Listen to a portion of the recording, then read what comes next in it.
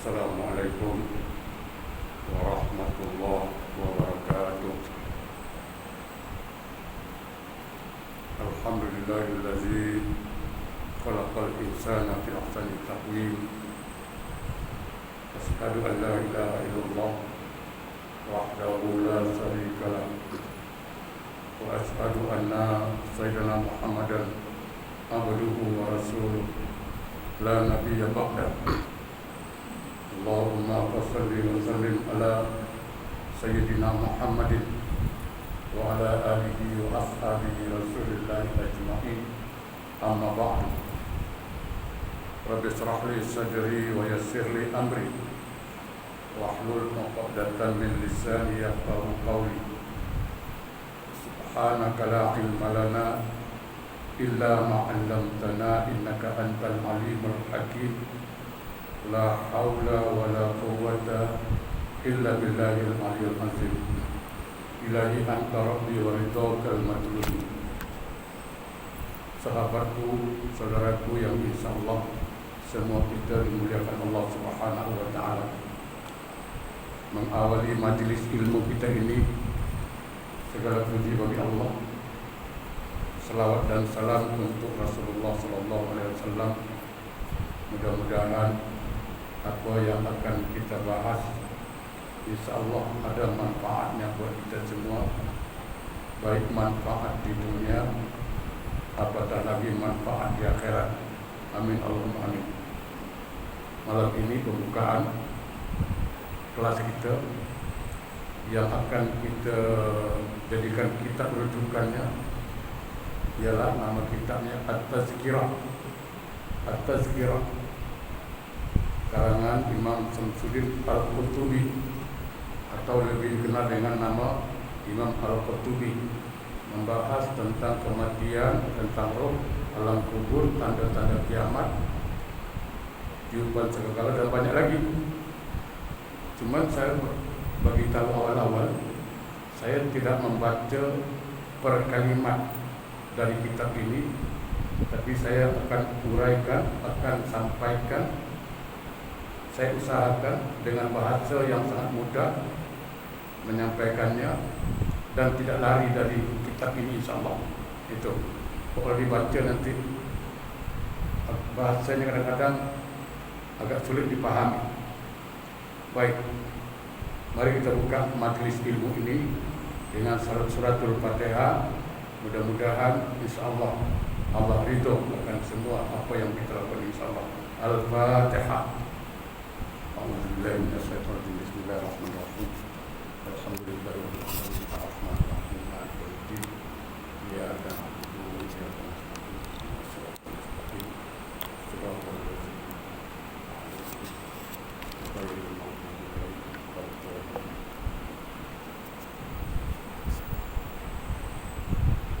jamaah yang berbahagia, yang akan kita bahas pada hari pertama ini ialah boleh atau tidak seseorang itu berdoa untuk minta mati.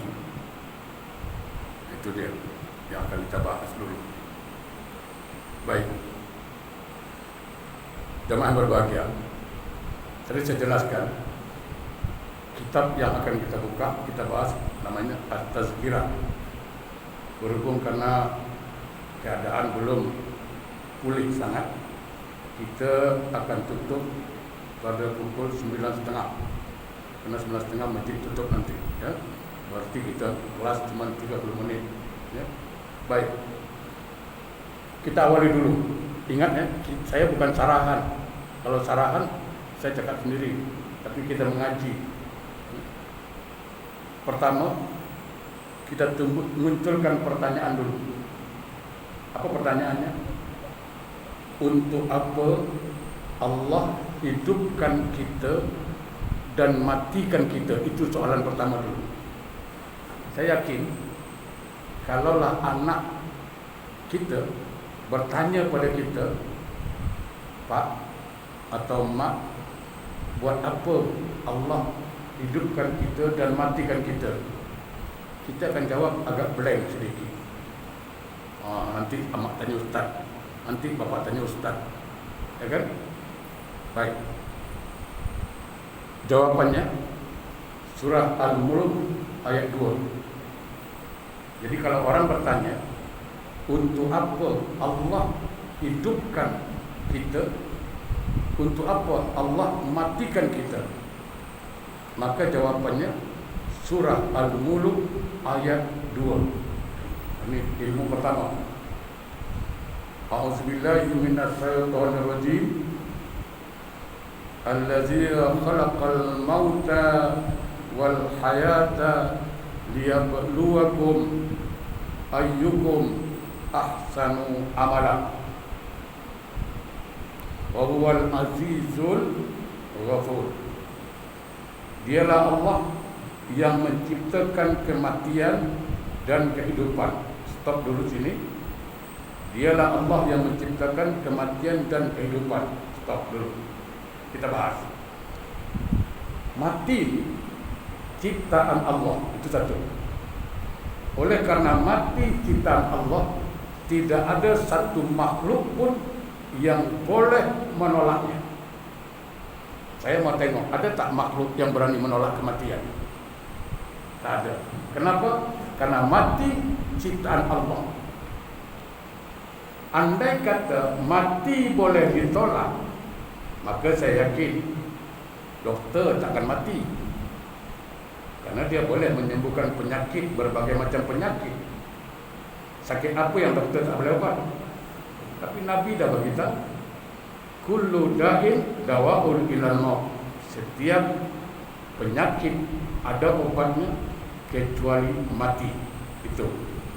Jadi mati ini ciptaan Allah dan tidak ada sampai sekarang orang berani membantah atau menolak.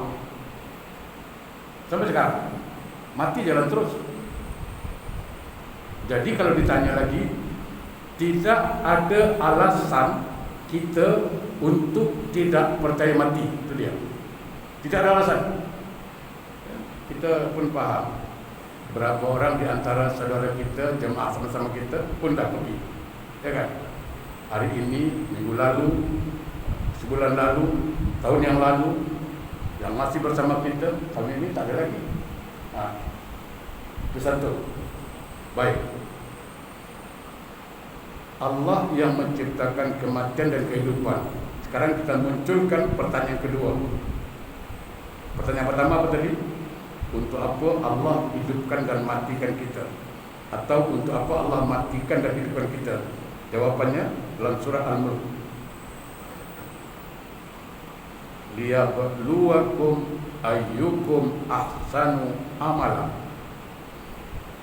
Untuk apa Allah hidupkan kita? Allah matikan kita? Sebagai ujian, sebagai cobaan. Mana di antara kita yang baik amalannya? Ini dia kuncinya. Saudaraku, saya sangat yakin dan percaya kita tidak akan mau jadi orang yang gagal. Pasti. Baik itu sekolah tidak mau gagal, baik dalam rumah tangga juga tak mau gagal, baik dalam kerja takkan mau gagal. Betul kan? Tidak ada seorang pun di antara kita yang ingin gagal, baik dalam hidup, baik dalam rumah tangga, baik dalam kerja, dalam apa hal sekalipun. Maka kita juga sebenarnya tidak mau gagal dalam hidup ini. Itu dia. Kita dah jelas sekarang. Sudah jelas apa?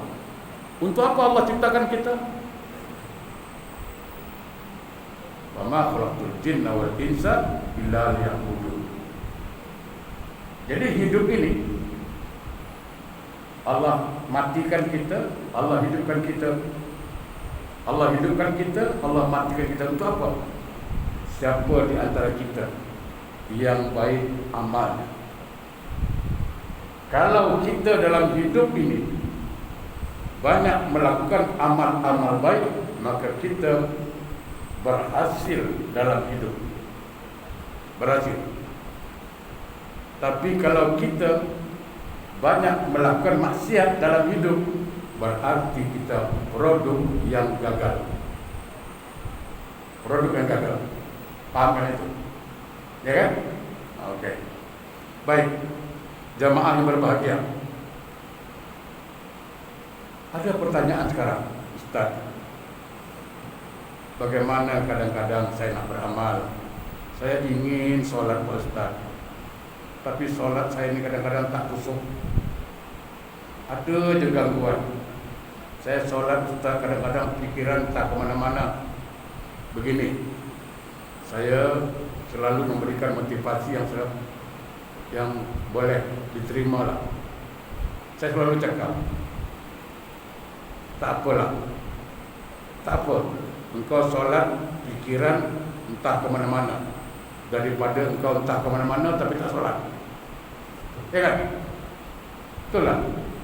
Engkau solat pikiran tak ke mana-mana, tak apa, daripada engkau ke mana-mana tak solat. Itu satu. Yang kedua, perhatikan betul-betul. Allah itu Maha Pengasih, Maha Penyayang, dan Allah paling tahu kelemahan kita. Allah paling tahu. Jadi begini, walaupun solat tidak khusyuk, okey, saya juga tidak khusyuk sangat. Walaupun solat kita pikiran kemana-mana, okey, tapi syukurilah. Seulang balik, syukurilah. Kenapa? Allah izinkan kepala ini sujud di depannya, itu sudah nikmat. Betul sekali. Allah beri peluang kita sujud kepadanya, salat, itu kita dah bersyukur. Coba perhatikan surah An-Nisa 79. Semua nikmat yang Allah kasih, faminallah, itu semua datang dari Allah.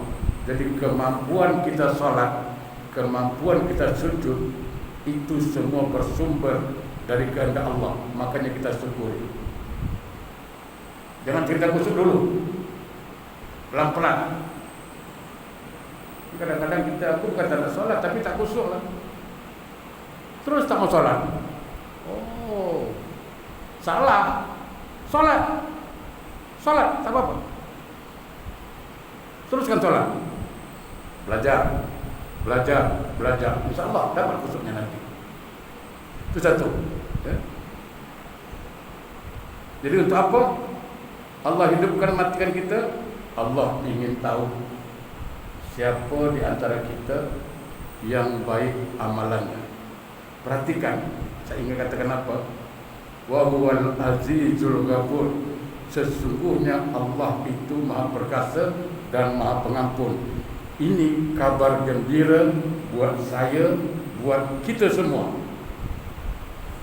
Ulang balik, ini kabar gembira buat saya, buat kita semua. Allah mengatakan wa huwal azizul ghafur.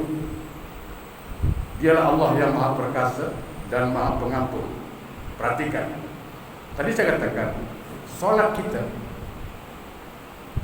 kalau tengok Quran apa? Aqimis solat bizikri. Dirikan solat untuk mengingat aku. Itu perintah. Tapi realitinya kita solat macam mana? Apakah 100% ingat Allah? Tidak. Itu Allah tahu. Kita disuruh solat supaya khusyuk. Saya tanya balik, khusyukkah kita? Tidak. Allah tahu. Makanya di ujung ayat ini indah bahasanya. Wa huwal azizul ghafur. Allah Maha Perkasa dan tidak ada orang yang berani bantah. Al-Ghafur, dan Allah Maha Pengampun. Okey, saya kasih contoh mudah sekali. Begini. Haji Samsuri, contoh ni contoh Haji Samsuri. Selalu kan Haji Samsuri ni. Sesekali Haji Samsuri pula. Haji Samsuri solat. Saya pun solat. Haji Hasan pun solat. Semua solat. Solat kita tak khusyuk? Tidak. Solat kita, ya banyak kurang pula. Tidak banyak ingat Allah, banyak lupa. Okey. Selepas solat kita dianjurkan apa? Baca istighfar. Kan itu Nabi mengamalkannya. Baca istighfar, mohon ampun. Sekarang perhatikan, saya katakan kabar gembira yang barangkali jemaah belum terfikir. Sekarang saya solat, Haji Samsuri solat, Haji Hasan solat, semua kita solat. Dalam solat tidak khusyuk, okey. Dalam solat kadang-kadang ada lalai, iya. Sekarang kita minta ampun. Saya mau bertanya dulu, Allah punya kekasihnya tak? Punya tak? Punya. Siapa kekasih Allah? Rasulullah. Betul? Okey. Allah punya musuh tak? Punya. Siapa musuh Allah? Setan. Kita dihadapkan dengan dua sekarang. Satu kekasih Allah, Rasulullah. Satu lagi musuh Allah, setan. Sekarang kita istighfar, mohon ampun. Betul kan? Karena kelalaian dalam solat, mungkin kelalaian dalam ingat Allah. Okey. Saya akan bertanya lagi. Allah akan berusaha menyenangkan hati kekasihnya atau menyenangkan musuhnya? Itu soalannya. Saya akan jawab. Pasti jawabannya Allah ingin menyenangkan kekasih. Betul? Tidak mungkin kan Allah senangkan musuhnya. Betul kan? Nah, ketika kita istighfar, Astaghfirullahaladzim, Astaghfirullahaladzim, kalau Allah tidak ampunkan kita, yang senang siapa? Iblis. Betul? Siapa yang senang? Iblis. Yang kecewa siapa? Rasulullah. Allah tidak akan mau mengecewakan Rasulullah. Itu ilmunya. Itu ilmunya. Jadi jangan pernah mengatakan Allah tidak akan ampunkan kita. Tidak. Kalau Allah tidak ampunkan kita, maka yang happy iblis. Allah tidak mau iblis itu gembira. Allah tidak mau iblis happy. Allah mau kekasihnya happy, gembira. Allah mau kekasihnya senang, yaitu Rasulullah sallallahu alaihi wasallam. Dengan istighfar kita, dengan minta ampunnya kita, lalu Allah ampunkan kita, maka berarti Allah menyenangkan hati Rasulullah sekaligus membuat iblis kecewa. Paham? Itu yang kadang-kadang kita lupa, malas istighfar. Penting istighfar itu. Selepas salat minimal 3 kali lah. Astagfirullahaladzim, Astagfirullahaladzim, Astagfirullahaladzim, wa atubu ilaih. Itu ilmu. Baik. Selanjutnya dalam Al-Quran surat Al-A'raf ayat 34. Tadi sudah saya bahas, kita bahas tadi itu. Ayat Al-Mulk ayat 2. Saya tak perlu simpulkan lagi. Yang jelas kita ingat untuk apa Allah hidupkan kita, matikan kita, untuk diuji mana yang gagal, mana yang berhasil. Kalau dia isi hidupnya dengan amal soleh, maka dia berhasil dalam hidup. Tapi kalau dia isi dengan amal salah, maka dia gagal dalam hidupnya. Kita dah tahu, orang yang sukses, orang yang berhasil dalam hidupnya, tempatnya surga. Orang yang gagal dalam neraka. Selesai. Yang kedua, jangan cerita kusuk dulu. Jangan. Lakukan amal soleh dulu semampu kita. Lalu setiap melakukan amal soleh, maka iringi dengan istighfar. Iringi dengan istighfar. Supaya apa? Supaya Allah ampunkan kita dan senangkan Rasulullah sallallahu alaihi wasallam. Itu jangan lupa. Jadi sekali lagi jemaah yang berbahagia, saya ingin mengingatkan semua, sejahat apapun orang itu, sesamsing apapun orang itu, jangan katakan dia ahli neraka. Jangan. Sebab apa? Makanya saya kadang-kadang ya kecewa juga lah. Banyak sekarang orang, kalau kita buat ini sesat neraka, kita buat ini sesat neraka. Saya bilang, apa bezanya kau dengan iblis? Iblis pun ingin kita masuk neraka, kau pun satu juga. Nanti kalau cakap, kan bahasa kasar, kau ni macam perangai iblis, ya kan? Iblis happy tengok kita masuk neraka. Ini sikit-sikit, bid'ah neraka, bid'ah neraka. Sekarang kalau kita masuk neraka, yang happy siapa? Kau happy ke? Kalau kau happy kita masuk neraka, berarti kau sama dengan iblis. Ya kan? Janganlah. Okey. Allah Maha Pengampun. Kenapa Allah ampunkan kita? Karena Allah ingin menyenangkan hati kekasihnya dan kecewakan hati musuhnya. Dan saya katakan tidak mungkin. Tidak mungkin. Dalam bahasa Jawanya impossible. Itu dia. Bahasa Jawa impossible. Allah nak senangkan musuhnya, tidak mungkin. Ya kan? Itu. Baik. Sekarang kita simak surat Al-A'raf ayat 34.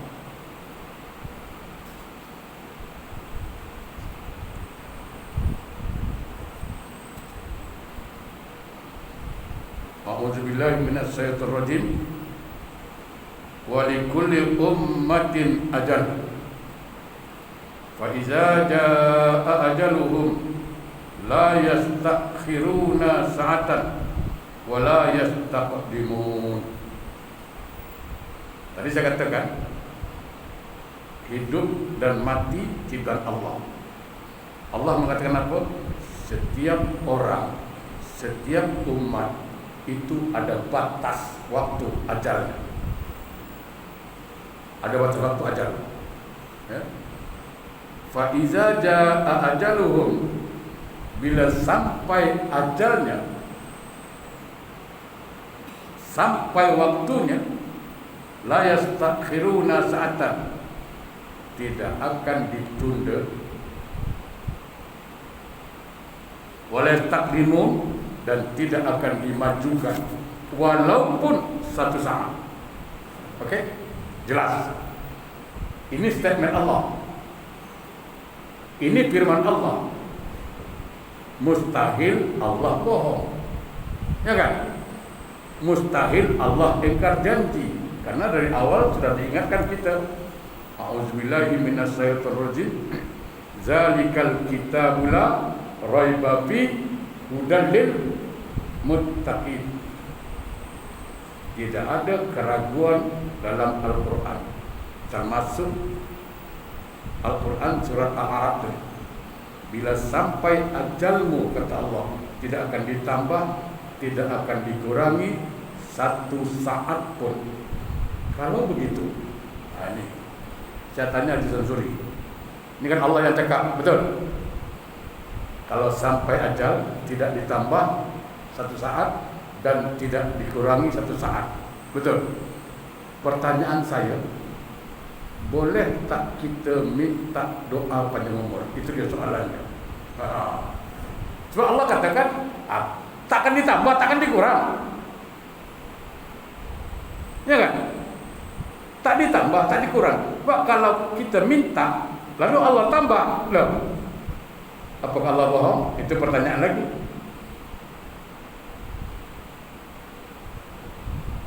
Bagaimana? Sementara kita selalu cakap, ya Allah panjangkan umurku. Sementara Allah mengatakan takkan ditambah, takkan dikurangi. Disinilah perlu kita mengaji. Di sini perlu mengaji. Begini, minta doa panjang umur tidak salah, karena itu doa. Doa itu perintah Allah, betul? Oke. Saya kasih contoh supaya paham. Saya punya company. Karena saya punya company, saya berhak menentukan gaji berapa. Betul? Oke. Haji Samsuri kerja dengan saya cakap dengan dia, Haji kerja dengan company saya, gajinya sebulan tidak lebih, tidak kurang $3,000. Ingat, tidak lebih, tidak kurang $3.000. Kalau Haji Samsuri kerja dengan saya, lalu saya bayar $3.000, betul tidak? Betul. Okey. Sekarang Haji Samsuri kerja, saya tengok kerjanya bagus, disiplin, amanah, rajin, tidak ponteng waktu. Lalu dia minta dengan saya, kan dia orang bekerja. Saya cakap dengan Haji Samsuri, kalau ada yang tak puas beritahu, boleh kan? Kan Allah suruh kita berdoa, ud'uni astajib lakum. Kalau ada apa-apa minta sama aku, kata Allah, ya kan? Minta doa panjang umur tu doa tak itu? Tidak salah sebenarnya. Okey. Lalu Haji Samsuri cakap dengan saya, Pak Ustaz, kalau boleh lah tambah gaji saya lah, boleh tak? Salah kan dia cakap gitu? Tidak. Padahal awal-awal sudah dikasih tahu, sign tidak lebih tidak kurang 2-3 ribu. Betul. Sekarang dia minta, dia punya hak minta, saya punya hak menentukan, kan begitu? Ustaz, boleh kasih lebih? Itu hak dia. Betul. Okey. Sekarang karena saya tengok dia kerja rajin, amanah, lalu saya bayar 3.500. Faham? Saya mau tanya, apakah saya berbohong atau saya pengasih, penyayang? Itu soalannya. Kan jadi 3.000, saya bayar 3.500. Apakah saya ingkar janji atau saya baik? Boleh cakap, Ustaz ni pembohong lah, janji bayar 3.000, janji gaji 3.000, sekali dia bayar 3.500, pembohong lah Ustaz ni. Boleh. Saya bohong atau baik? Baik. Jelas kan? Jadi kalau Allah tambah umur kita karena kita berdoa, bukan berarti Allah ingkar janji, tapi itulah kebaikan Allah. Faham kan? Itulah yang dikatakan oleh Rasulullah sallallahu alaihi wasallam dalam sebuah hadis riwayat At-Tirmizi. Apa dia? La yaruddul qada'a ila du'a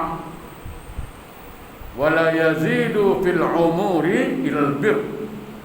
Tidak ada yang boleh merubah ketentuan Allah, termasuk ketentuan umur.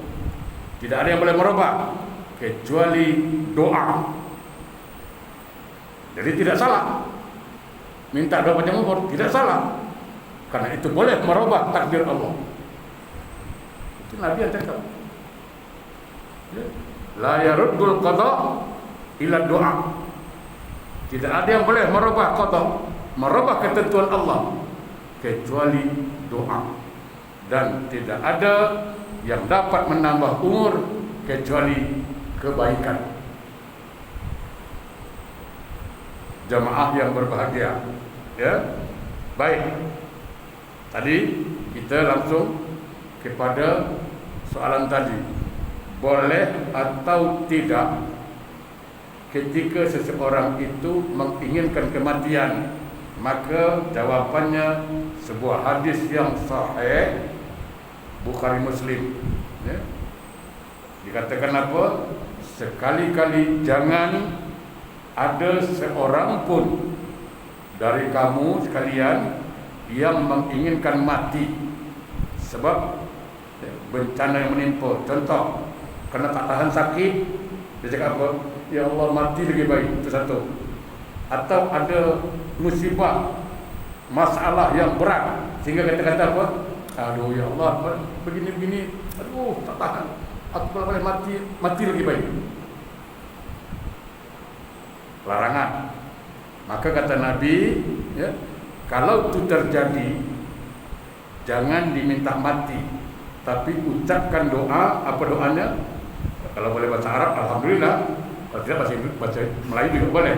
Karena itu kan bukan dalam sholat, di luar sholat. Ya. Allahumma ahyini ma kanatil hayatu khairan li. Ya Allah, hidupkanlah aku seandainya hidup itu lebih baik buat aku. Ya. Wa tawaffani idza kanatil wafatu khairan li. Dan matikanlah aku seandainya mati itu lebih baik buat diriku. Jadi jangan aku mati lebih baik, jangan. Tapi minta sama Allah, ya Allah, andai kata hidup lebih baik, panjangkan umurku. Tapi andai kata mati lebih baik, aku ridho. Sahabatku, berhubung waktu barangkali, saya ingin memberikan sebuah amalan. Amalkan setiap sujud terakhir dalam sholat. Saya ulang balik, setiap sholat sujud terakhir. Ada 3 doa yang sangat-sangat dianjurkan. Saya ulang balik, sujud terakhir waktu sholat. Apa doanya? Pertama, Allahumma inni as'aluka husnul khatimah. Allahumma inni as'aluka husnul khatimah. Allahumma inni as'aluka husnul khatimah. Ya Allah, karuniakan aku akhir hidup yang baik. Nanti kita akan bincang siapakah orang yang husnul khatimah. Yang kedua doanya apa? Allahumma rzuqni taubatan nasuha qablal maut. Allahumma rzuqni taubatan nasuha qablal maut. Allahumma rzuqni taubatan nasuha qablal maut. Yang terakhir, yang ketiga, Allahumma ya muqallibal qulub sabit qalbi ala dinik. Ya muqallibal qulub sabit qalbi ala dinik. Allahumma ya muqallibal qulub sabit qalbi ala dini. Amalkan ketika sholat sujud terakhir. Mudah-mudahan bermanfaat. Jumpa lagi kita nanti pada Rabu yang akan datang. A'udzubillahi minasyaitonirrajim. Bismillahirrahmanirrahim. Alhamdulillahirabbil alamin. Allahumma shalli ala sayyidina Muhammad wa ala ali sayyidina Muhammad. Allahumma arinal haqqa haqqan warzuqna ittiba'ah wa arinal batila batila warzuqna. Allahumma a'inna ala zikrika wa syukrika wa husna ibadatik. Rabbana atina fid dunya hasanah wa fil akhirati hasanah wa qina azabannar. Walhamdulillahirabbil alamin. Assalamualaikum warahmatullahi wabarakatuh.